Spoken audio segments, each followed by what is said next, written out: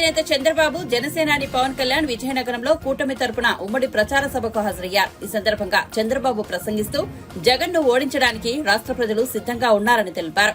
కూటమి సభలకు జనం పోటెత్తుతుండడమే అందుకు నిదర్శనమని అన్నారు. మందు, బిర్యానీ, డబ్బు ఇస్తున్నా జగన్ మీటింగులు జనం లేక వెలవెలబోతున్నాయని, కానీ కూటమి సభకు ప్రజలు స్వచ్ఛందంగా తరలివస్తున్నారని, ఎక్కడ సభ పెట్టినా మన మీటింగులు కలకల అంటూ హర్షం వెలుగుచ్చారు. కూటమి సభలకు వస్తున్న స్పందన చూసి వైసీపీ నేతలు ఆందోళన చెందుతున్నారని వెల్లడించారు. ఎన్ని ప్రలోభాలు పెట్టినా వైసీపీ నేతలకు డిపాజిట్లు కూడా రావని స్పష్టం చేశారు.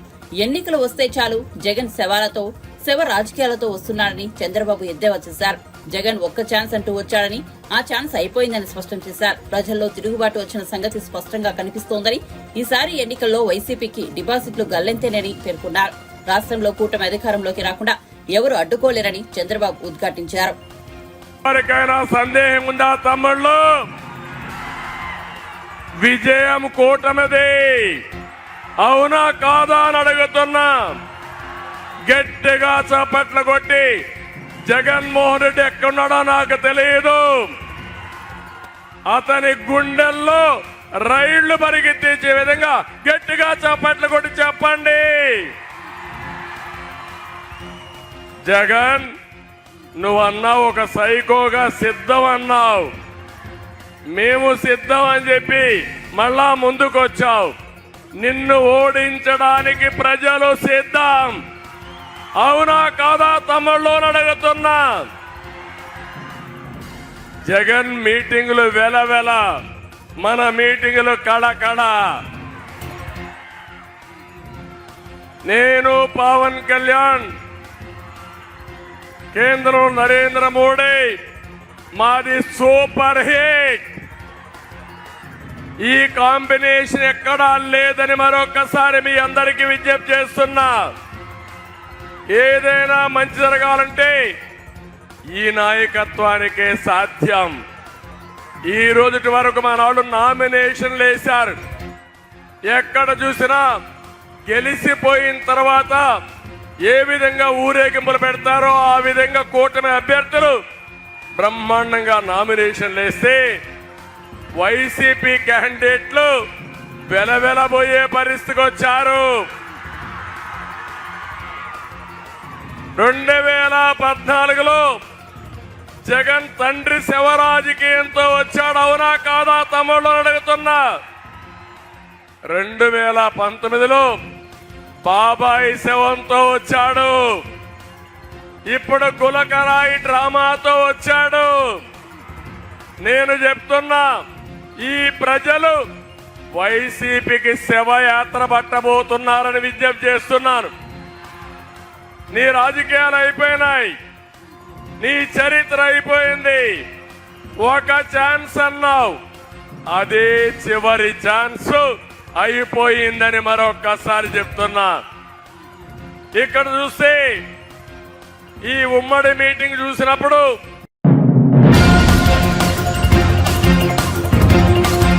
హరీష్ రావు తన రాజీనామా పత్రాన్ని జేబులో సిద్ధంగా పెట్టుకోవాలని, ఎందుకంటే 15 ఆగస్టులోగా తాము 2 లక్షల రుణమాఫీ చేస్తామని ముఖ్యమంత్రి రేవంత్ రెడ్డి అన్నారు.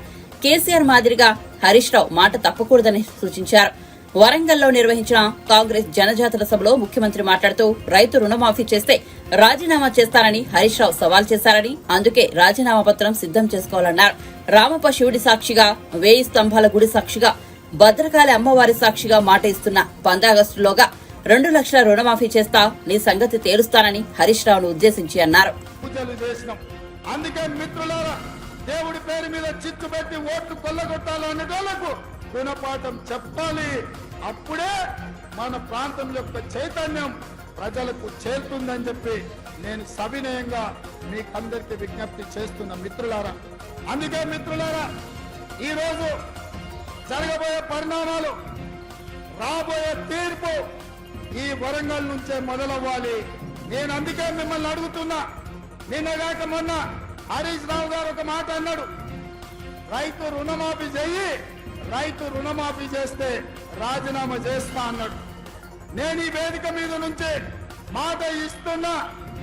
రామప్ప దేవాలయం శివుడి సాక్షిగా, సమ్మక్క సారలమ్మ సాక్షిగా, 1000 స్తంభాల గుడి సాక్షిగా అక్కడి సూర్యుడు ఇక్కడ ఉదయించిన, భూమి ఆకాశం తిరగబడ్డ, తుఫానులు వచ్చినా, భూకంపం వచ్చినా, భూమి బద్దలైనా, నేను మాట ఇస్తున్నా 15 ఆగస్టు లోపల తెలంగాణ రైతాంగానికి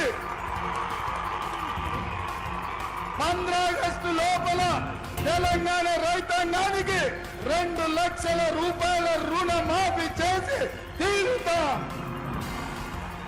హరీష్ రావు అన్నావు కదా సిద్దిపేటకు రాజీనామా చేస్తా అని. రాజీనామా పత్రం జేబులో పెట్టుకో. 15 ఆగస్టు నాడు నీతో మాట్లాడతా బిడ్డ. మాట మీద ఉండాలి. నీ మామలాక మాట ఇచ్చి మాట తప్పి దళితుని ముఖ్యమంత్రి చేస్తా, లేకపోతే తలకాయ నరుకుంటాని తలకాయ లేని మాటలు మాట్లాడతాం అనుకుంటున్నావేమో. 15 ఆగస్టు నాడు నీతో మాట్లాడతా. దేశానికి స్వతంత్రమే కాదు, రైతులకు కూడా ఆర్థిక స్వతంత్రం తీసుకొచ్చే రోజు 15 ఆగస్టు 2 లక్షల రుణమాఫీ చేస్తా. ఆయనలో నీతో మాట్లాడతా. ఇవాళ ఆశామాషిగా సవాళ్లు స్వీకరించిన సిద్దిపేట చెప్పుడు కాదు, జేబుల రాజీనామా పత్రం పెట్టుకో. ఇక ఆయన సొక్కరైనోడు ఆయనలో 100 రూపాయలు పెట్టి పెట్రోల్ తెచ్చుకున్నాడు, 10 పైసలు అగ్గిపెట్టి దొరకలే. ఇప్పుడు కూడా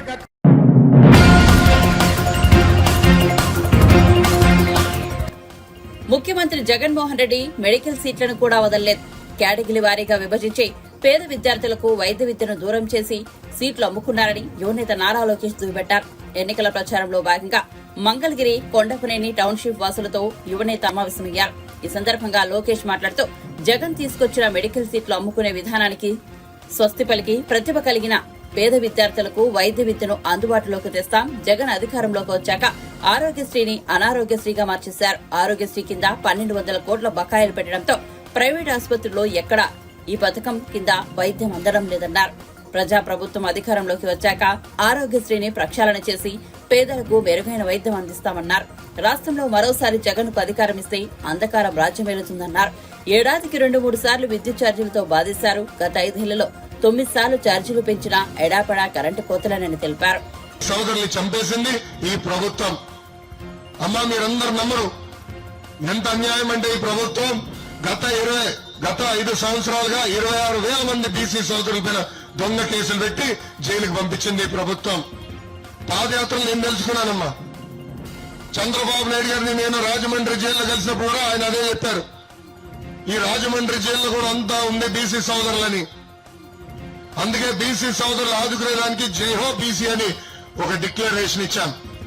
దాంట్లో మొదటిది 50 సంవత్సరాలు నిండిన బీసీ సోదరులందరికీ పెన్షన్ ఇచ్చే బాధ్యత మన ప్రభుత్వం తీసుకుంటుందని ఈ సభాముఖ హామీ ఇస్తున్నాం. బీసీల్ని రక్షించడానికి ఒక ప్రత్యేక రక్షణ చట్టం నేను తీసుకొస్తా తల్లి. ఎవరన్నా బీసీల పట్ల అసభ్యంగా ప్రవర్తించినా మాట్లాడినా వాళ్ళని జైలుకి పంపించే బాధ్యత మీ లోకేష్ తీసుకుంటారు తల్లి. అమర్నాథ్ గౌడ్ బాగా చదువుకుంటాడు. ఊర్లో వైకాపా నాయకుల పిల్లలు పుస్తకాల నుంచి కాగితాలు చింపి అతని నోరులో కుక్కేసి కాలు చేతులు కట్టే చంపేశాడు. ఆ చెల్లెమ్మని నేను కలిసా, ఆమె బాగా కూడా. మా బీసీ సోదరులకు ప్రత్యేక రక్షణ చట్టం రావాలి.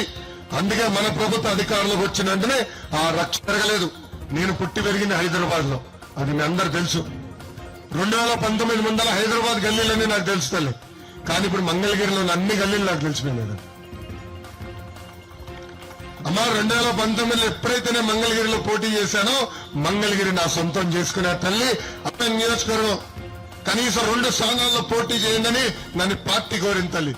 కానీ ఒకటే చెప్పా, గత 4 సంవత్సరాలు 11 నెలలుగా మంగళగిరి ప్రజలు నేను నమ్ముకుని ఉన్నా. మంగళగిరి ప్రజలకి నేను సేవ చేశాను. మంగళగిరి ప్రజలు మే 13న నన్ను ఆశీర్వదిస్తారు, దీవిస్తారని నేను బలంగా నమ్ముతున్నానని వాళ్ళు చెప్పారు.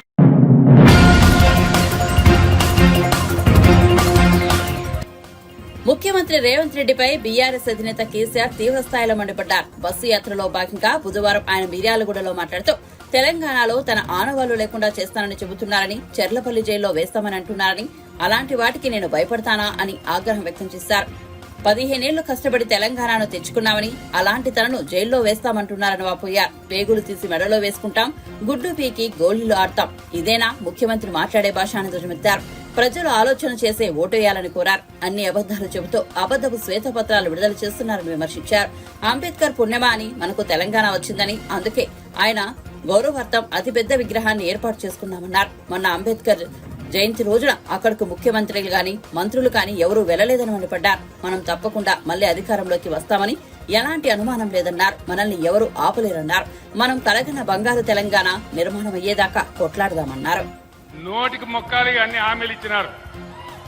420 హామీలు ఇచ్చి చక్కగా ఉన్న తెలంగాణలో ఉడుముల్లాగా వచ్చి మనకి అవస్థలు తెచ్చిపెడతా ఉన్నారు. రైతు బంధు కావాలని రైతులు అడిగితే చెప్పుతోను కొడతాను ఒక మంత్రి మాట్లాడతాడు. నేను చెప్పిన మంత్రి గారు, చెప్పులు మీకే లేవు, చెప్పులు రైతులకు కూడా ఉంటాయి. వాళ్ళ చెప్పులు చాలా బందోబస్తుగా ఉంటాయని నేను చెప్పిన. బీఆర్ఎస్ పరిపాలనలో బీఆర్ఎస్ 10 ఏళ్ల అధికారంలో ఉంటే తెలంగాణ రాష్ట్రంలో 18 పంటలకు ఏమాత్రం వెనక ముందు కాకుండా బ్రహ్మాండంగా సాగరాయకట్టంతా నీళ్ళిచ్చి పంటలు పండించినాం, బంగారు పంటలు పండించినాం. ఈరోజు ఏమైంది? సాగర్లో నీళ్లు ఉండే, ఇయ్యగలిగిన అవకాశం ఉండే, ఈ దద్దమ్మలకు దమ్ము లేక ప్రాజెక్టు తీసుకుపోయి కేఆర్ఎంబి చేతిలో పెట్టి మొత్తం పంటలను ఎండబెట్టినారు సాగరాయకట్లు. తెలంగాణ వచ్చిన తర్వాత పంటలు ఎండినాయంటే ఇదే మొదటిసారి. రైతు బంధులో దగా, రైతు బీమా ఉంటుందో ఊడుతుందో తెలియదు. బ్రహ్మాండంగా కేసీఆర్ ఉన్నన్ని రోజులు రెప్ప పాటు కూడా పోని కరెంటు కట్కా బంద్ చేసినట్టే మాయమైపోయినది. ఎక్కడికి పోయింది కరెంటు? ఏమైంది కరెంటుకు? వీళ్ళు కొత్తగా గడ్డపారలు బట్టి తవ్వి పనిచేసే అవసరం లేకున్నా కేసీఆర్ 9 ఏళ్ల పాటిచ్చిన కరెంటును కూడా నడిపించలేని అసమర్థులు ఈరోజు రాజ్యాన్ని వెళ్తా ఉన్నారు మన దగ్గర. దయచేసి మీరు గమనించాలి 2 విషయాలు. ఒకటి, కరెంటు ఎందుకు ఆగమవుతా ఉంది అని ప్రభుత్వాన్ని ప్రశ్నిస్తా ఉన్నా. ఎందుకు బాధ పెడతా ఉన్నారు ప్రజలను? కష్టపడి బ్రహ్మాండంగా మిగులు కరెంటు ఉండే పద్ధతిలో మేము చేసినాం. ఆ మాత్రం కూడా మీకు చేతనైతే లేదా? సరఫరా జరిగిన కరెంటును యాజిటీస్గా ఇవ్వచ్చు కదా, ఎందుకు ఇవ్వలేకపోతా ఉన్నారు? మిషన్ భగీరథతో మంచినీళ్లు తెచ్చి అర్బన్ ఏరియాలో, మున్సిపల్ ఏరియాలో అన్ని వర్గాల పేద ప్రజలకు దొరకాలని ₹1 నల్లా కనెక్షన్ ఇచ్చి ప్రతి ఇంట్లో నల్లా ఫిట్ చేసి ప్రజలందరికీ కూడా ప్రతి ఇంటికి బ్రహ్మాండంగా నల్లా నీరు అందించినాం. ఇలా మిషన్ భగీరథ ఎందుకు నడపలేకపోతా ఉన్నారు? మీ అసమర్థత ఏంది? మీ తెలివి తక్కువతనం ఏంది? దయచేసి ఆలోచించాలని చెప్పి నేను కోరుతా ఉన్నా. బ్రహ్మాండంగా నడిచిన మిషన్ భగీరథ ఎక్కడికి పోయినారు? ఆనాడు నీళ్ల కోసమై కోస 4-5 నెలలకే కేసీఆర్ పక్కకు జరగంగానే ఇవి ఎక్కడ మాయమైపోయినాయి? ఎందుకు బాధ పెడతా ఉన్నారు? సమాధానం చెప్పాలా? ఈ జిల్లాలో ఉన్న మంత్రులు ఇక కేసీఆర్ని తిట్టాలి, ఒకటే పని, ఏం లేదు. కేసీఆర్ని తిట్టాలి, పాపం గడుపుకోవాలి తప్ప పంటలు ఎండగొట్టినారు.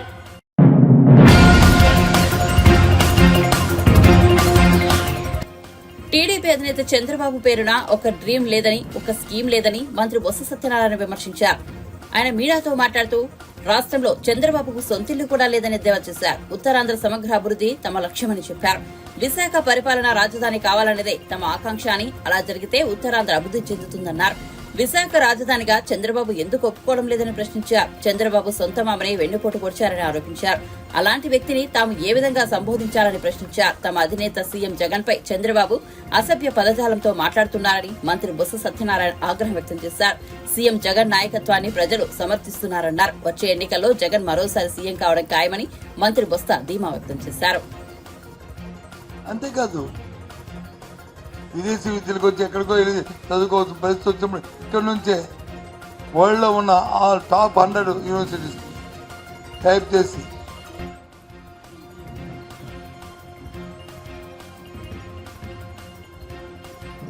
అన్నిటితోని ఒక హార్వర్డ్ కాదు, ఒక లండన్ స్కూల్ ఆఫ్ ఎకనామిక్స్ కాదు, ఇది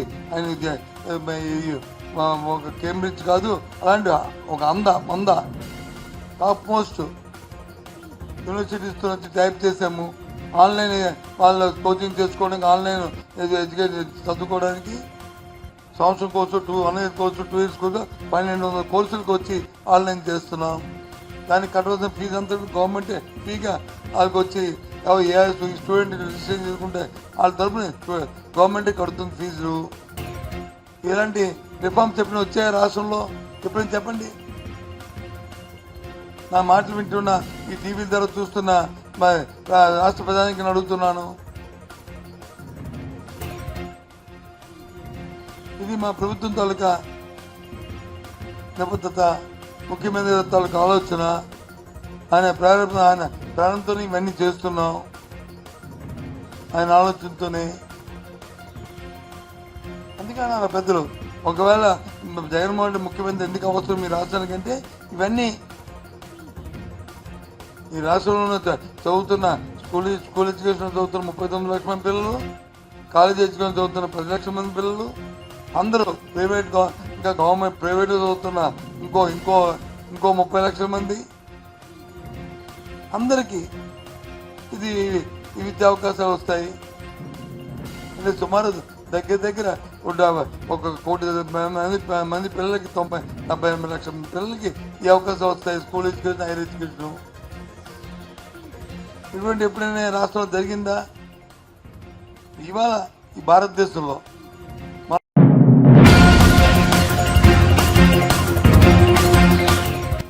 ఎన్నికల నామినేషన్ ర్యాలీలో జనసేన అధినేత పవన్ కళ్యాణ్ డాన్స్ చేశారు. కాకినాడ జనసేన ఎంపీ అభ్యర్థి తంగెళ్ల ఉదయ్ శ్రీనివాస్ నామినేషన్ ర్యాలీలో పవన్ పాల్గొన్నారు.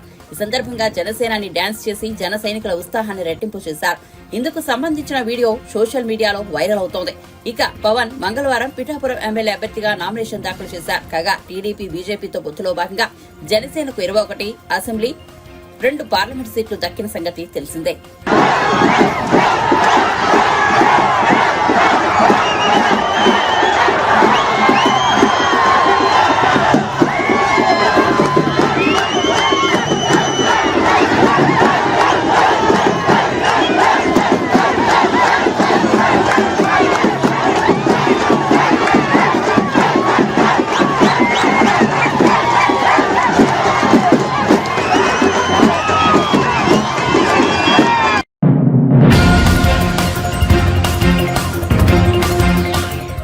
రాష్ట్రంలో ప్రభుత్వం స్వర్ణయుగం నడుస్తోందని, సీఎం జగన్ పాలనలో అన్ని వర్గాలు సంతృప్తి వ్యక్తం చేస్తున్నాయని ప్రభుత్వ సలహాదారు సజ్జల రామకృష్ణారెడ్డి అన్నారు. జగన్ పాలనను ప్రజలంతా ఎంజాయ్ చేస్తున్నారని తెలిపారు. బ్యాంకుల నుంచి రుణాలు తీసుకున్న వారు తిరిగి చెల్లిస్తున్నారని, మళ్లీ రుణాలు తీసుకుని వివిధ వృత్తుల్లో పెట్టుబడులు పెడుతున్నారని వివరించారు.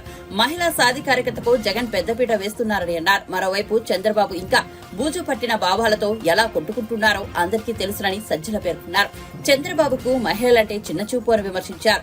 కోడలు కొడుకును కంటానంటే అత్త వద్దుంటుందా అని చంద్రబాబు చేసిన వ్యాఖ్యలను ఎవరూ మర్చిపోగలరు అని అన్నారు.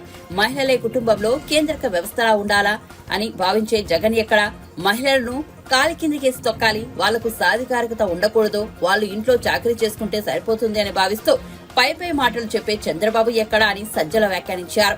కోట్లు రుణం మాఫీ కాదు, వాళ్ళ చెల్లింపు వాళ్ళకి రీయింబర్స్ చేయడం అనేది జగన్మోహన్ రెడ్డి వచ్చా క్రమం తప్పకుండా 4 దఫాల్లో మొత్తం పూర్తి చేశారు.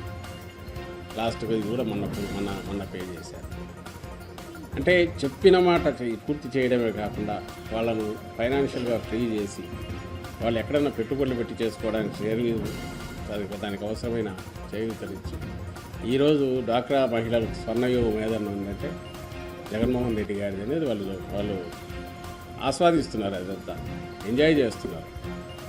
దీని నుంచి 1,15,00,000 మంది మహిళలంటే వీళ్ళే రిమైనింగ్ వాటి బెనిఫిషియరీస్ అన్నింటిలో ఉన్నారు.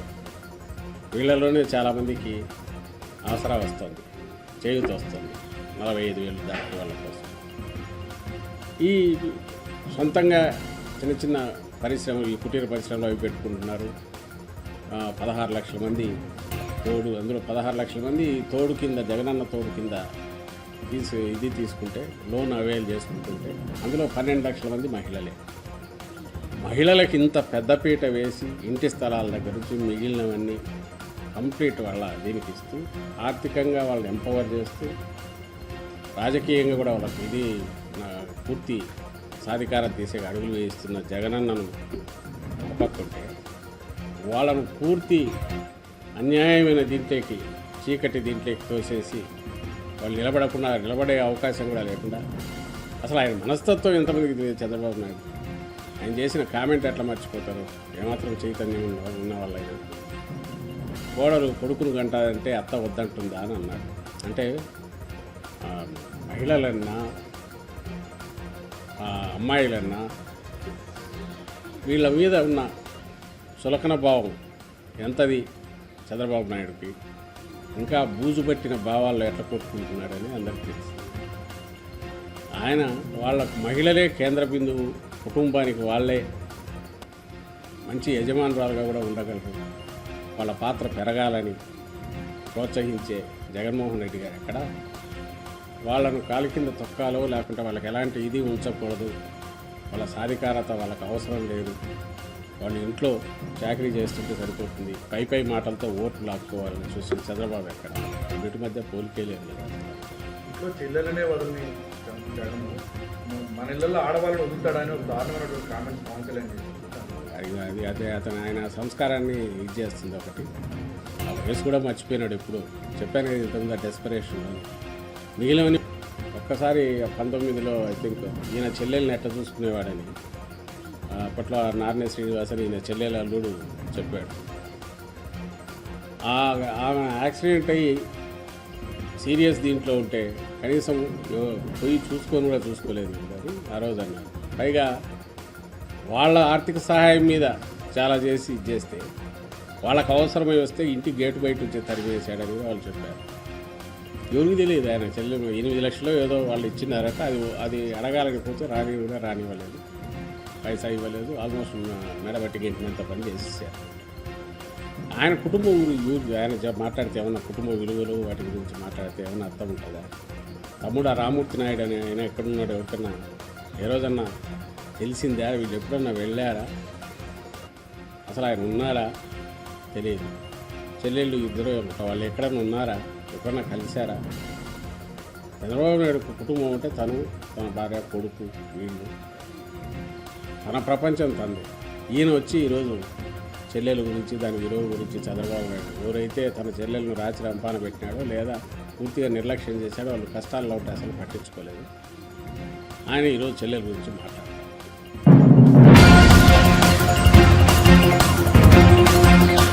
పార్లమెంట్ ఎన్నికల్లో బీజేపీ ఒక్క సీటు గెలవన్న కేసీఆర్ అసెంబ్లీ ఎన్నికల్లో బీజేపీ అభ్యర్థి చేతిలో ఓడిపోవడం విషయం మర్చిపోయారా అని కేంద్ర మంత్రి కిషన్ రెడ్డి ప్రశ్నించారు. ఆయన మీడియాతో మాట్లాడుతూ కేసీఆర్ పై తీవ్ర స్థాయిలో మండిపడ్డారు. బీజేపీ గురించి మాట్లాడే హక్కు అసలు కేసీఆర్ కి లేనేలేదని ఫైర్ అయ్యారు. సికింద్రాబాద్ బీఆర్ఎస్ ఎంపీ అభ్యర్థి పద్మారావు గౌడ్ తనకు మంచి మిత్రుడని చెప్పారు. పద్మారావు గౌడ్ ను బీఆర్ఎస్ నుంచి బలవంతంగా తనపై పోటీకి దించారని అన్నారు. బీఆర్ఎస్ కాంగ్రెస్ 2 పార్టీల డిఎన్ఏ ఒకటేనని ఆయన విమర్శించారు. దేశ ప్రజలు మళ్లీ ప్రధాని మోదీకే పట్టం కట్టబోతున్నారన్నారు. తెలంగాణలో బీజేపీ మెజార్టీ ఎంపీ సీట్లు గెలుస్తుందని ధీమా వ్యక్తం చేశారు. కాంగ్రెస్ పార్టీ, తెలుగుదేశం పార్టీ, మిగతా అన్ని రాజకీయ పార్టీలు ఇదే విధంగా ఉన్నాయి. కానీ ఈరోజు మనం చేస్తా ఉన్నాం, ఒక్క భారతీయ జనతా పార్టీ ప్రజల పార్టీ. భారతీయ జనతా పార్టీయే ఈరోజు దేశంలో ప్రజాస్వామ్యబద్ధంగా పనిచేసేటువంటి పార్టీ. అందుకే మీ అందరినీ కోరుతా ఉన్నాం, ఈ యొక్క రానున్నటువంటి 13వ తేదీ ఎన్నికల్లో మనమందరం కూడా నరేంద్ర మోడీ గారిని ఆశీర్వదించాలి. నరేంద్ర మోడీ గారు 9 సంవత్సరాల పాలనలో అనేక రకాల అభివృద్ధి కార్యక్రమాలు చేశారు. మీకు అందరికీ తెలుసు, కరోనా వచ్చినప్పుడు ఏ రకంగా మనందరి ప్రాణాలు కాపాడే విధంగా నరేంద్ర మోడీ గారు చర్యలు తీసుకున్నారో మీకు తెలుసు. అంతేకాదు మనందరూ కూడా మరి ఆ కరోనా అప్పుడు పనులు లేవని చెప్పి మరి ప్రతి ఒక్క కుటుంబానికి రేషన్ కార్డు ఉన్నటువంటి వాళ్ళందరూ కూడా రేషన్ షాప్ ద్వారా ఫ్రీగా బియ్యం ఇచ్చిన విషయం మీకు తెలుసు. ఎన్ని రోజులైంది? 3 సంవత్సరాల పైనైంది. ప్రతి రేషన్ కార్డు ఉన్నటువంటి ప్రతి ఒక్కరు కూడా ఉచితంగా బియ్యం ఇచ్చింది నరేంద్ర మోడీ గారిని సందర్భంగా పనిచేస్తుంది. అంతేకాదు కరోనా అప్పుడు ఇతర దేశాల్లో అనేక మంది చనిపోయారు, లక్షల మంది చనిపోయారు. కానీ మన దేశంలో ఆ రోజు ఏం చెప్పారు? ఈ దేశంలో వైద్యానికి సంబంధించినటువంటి డాక్టర్లు లేరు, బెడ్స్ లేవు, మందులు లేవు, ప్రజలు ఎక్కువ, ఎవరి మాట ఎవరు వినరు, కులాలు ఎక్కువ, మతాలు ఎక్కువ, పార్టీలు ఎక్కువ, అనేక రకాలుగా మాట్లాడారు. కానీ మీ అందరినీ కోరుతా ఉన్నాను, వాళ్ళ అంచనాలను తలకిందులు చేస్తూ వాళ్ళు ఏం చెప్పారప్పుడు 50 కోట్ల మంది భారతదేశంలో చనిపోతారని చెప్పారు కరోనాతో.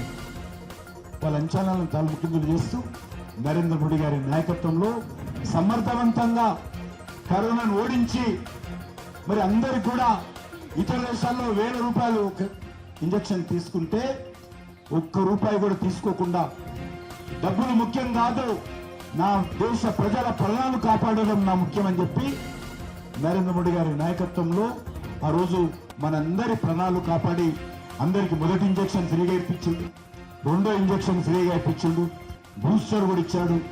కాబట్టి అవి ఇచ్చాడు కాబట్టే ఈరోజు మనందరం బతుకున్నాం. ఆ వ్యాక్సిన్ లేకపోతే చాలా మంది చనిపోయేవాళ్ళు. అంతేకాదు ఈరోజు మనం చూస్తా ఉన్నాం, మనకు సంబంధించినటువంటి పొదుపు సంఘాలకు అనేక కార్యక్రమాలు ఇస్తా ఉన్నాం. పొదుపు సంఘాలకు 5 లక్షలు ఉండేది లోను.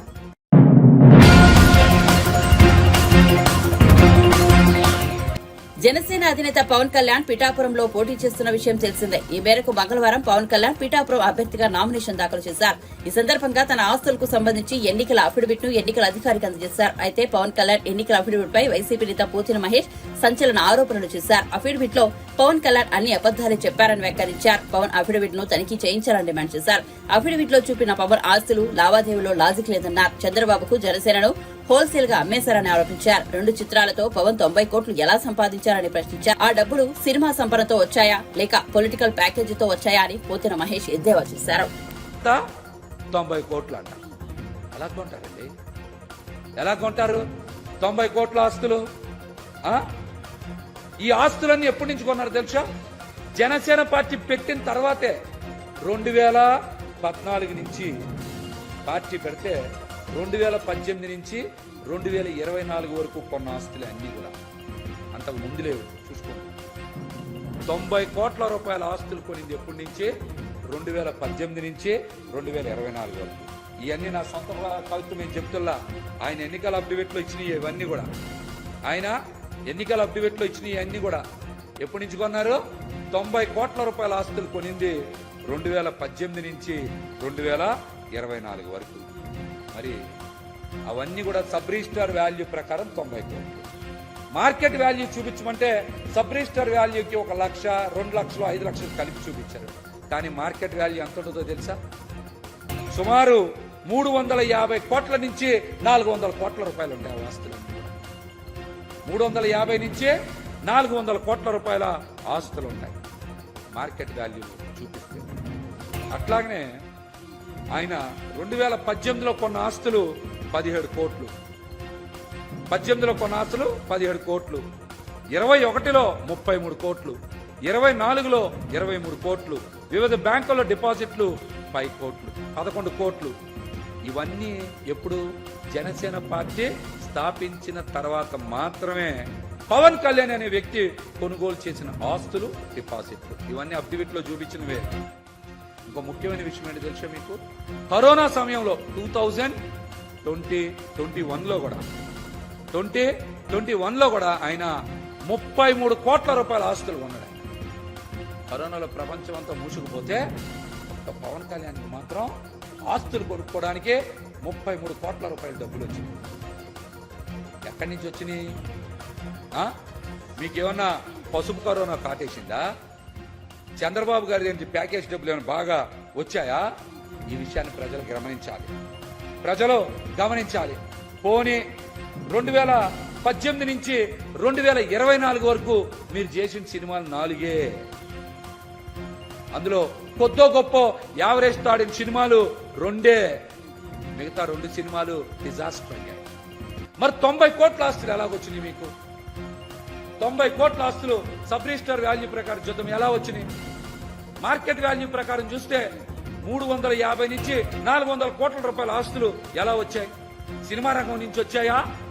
రాజకీయ రంగంలో జనసేన పార్టీని చంద్రబాబు గారికి తాకట్టు పెట్టడం వల్ల వచ్చాయో సమాధానం చెప్పండి. సమాధానం చెప్పండి. అట్లాగే ప్రభుత్వానికి చెల్లించిన పన్నులంట 73.92 కోట్లంట. ఏం పన్నులు చెల్లించారు? ఏం పన్నులు చెల్లించారు ప్రభుత్వానికి?